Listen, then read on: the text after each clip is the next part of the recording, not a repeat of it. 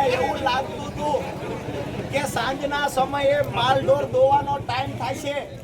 મને એવું લાગતું હતું કે સાંજના સમયે થોડી સંખ્યા ઓછી થશે, પણ થોડી સંખ્યા ઓછી થવાની બદલે વધવાની શરૂ થઈ. આજુબાજુના તમામ ગામડામાંથી ખેડૂતો ઉમટી પડ્યા. હજી આમ નજર કરો તો લાઈટો થાય છે, હજી આવે. પ્રશાસને રોકવાના પ્રયત્ન કર્યા. એવા 20 જણા અહીંયા 20 ખેડૂત આવ્યા કે ભાઈ 500 નો 1000 નો મેમો લેવો પડ્યો તો લઈ લીધો, પણ તમને અહીંયા મળવા આવ્યા છીએ. લોકોનો આ પ્રેમ. બીજી વાત એ છે દોસ્તો કે આપણી લડાઈમાં ખોટું શું છે? આપણે તો આપણી બે વ્યાજબી માંગણી લઈને આવ્યા. આપણે એવું કહ્યું કે ભાઈ અહીંયા હરાજી થતા સમયે તમારે જેવી રીતે સેમ્પલ લેવું હોય એવી રીતે લ્યો, જ્યાં હાથ નાખવો હોય અહીંયા નાખો. કપા તમને ગરમ લાગતો હોય, ભેજવાળો લાગતો હોય, બહાર ખબર ન પડતી હોય તો મોઢું અંદર ભરાવી. હરાજી થઈ ગયા પછી લોચો કરતા નહીં. આપણી વાત એ હતી કે તમે નવી સિસ્ટમ ચાલુ કરી, કડદો નહીં કરી, એ કપા પાછો મોકલશું. અમે એનો વિરોધ કરીને એવું કહ્યું કે ભાઈ અમારી હરાજી થઈ જાય ત્યાર પછી એ કપા ફરજિયાત વેપારીએ ખરીદી કરવાની.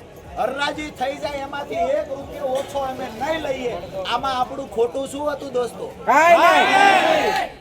તો વેપારીઓ દ્વારા નક્કી કરવામાં આવ્યું કે કડદો કરવા નહીં દો તો અમે ખરીદી નહીં કરીએ, હડતાલ પર ઉતરશું. એ વેપારીઓને કહીએ છીએ અમે આખી રાત જાગવી છીએ. અમે જે દિવસે ધારવી તેથી ભૂંગળાને રોજને ભીનું કપાનું ખાવા નથી દેતા.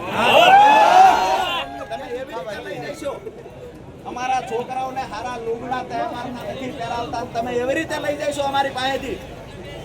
આપ સૌ આવી રીતે મજબૂતાઈથી લડાઈ લડવાની તૈયારી કરી રાખજો દોસ્તો. પરિણામ મને નજર સામે દેખાય છે. આજ બોટાદ માર્કેટિંગ યાર્ડમાં આપણી બીજી માંગણી જે છે કે અહીંયા હરાજી થઈ જાય ત્યારબાદ અહીંયાથી કોઈ પણ ખેડૂત કપાસ નાખવા બહાર નહીં જાય. જ્યાં લઈ જવો અહીંયા જીનના સત્તાધીશો વેપારીઓ લઈ જાય. આપણી વાત વ્યાજબી છે અને દરેક માર્કેટિંગ યાર્ડમાં આવું જ હોય છે. તો અહીંયા શા માટે નવા રિવાજો? એટલે આપણી માંગણી પર આપણે અકબંધ છીએ. તમામને એક હાથ જોડીને બીજી વિનંતી કરું નાના ભાઈ તરીકે કે તમામ મોરચે લડી લેવાની આપણી તૈયારી છે. આપણે પણ માત્ર ભાજપના નેતાની જેમ અંગૂઠા સાપ નેતા નથી.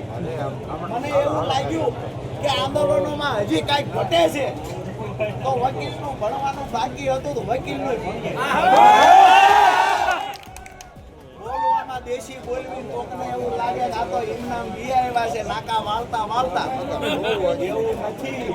નાકા વાળા, ખાતર નાખ્યું, સકડો હાઈકો, પિકઅપ હાઈક્યું, ટ્રેક્ટર હાઈક્યું.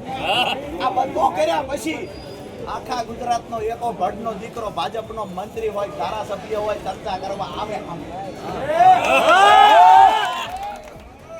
જો ક્યાંય તમને એવું લાગે કે એક દોરાવા આપણે પાછા પડીએ છીએ, રાજનીતિ છોડી દેવાની ખેડૂત માટે તાકાત હોય તો આવો ભાઈ. દોસ્તો આપણી માંગણી વ્યાજબી છે, કાયદેસરની માંગણી છે. જે મોટી સંખ્યામાં આપ સૌ ઉપસ્થિત રહ્યા છો આ બદલ આપનો આભાર માનું છું.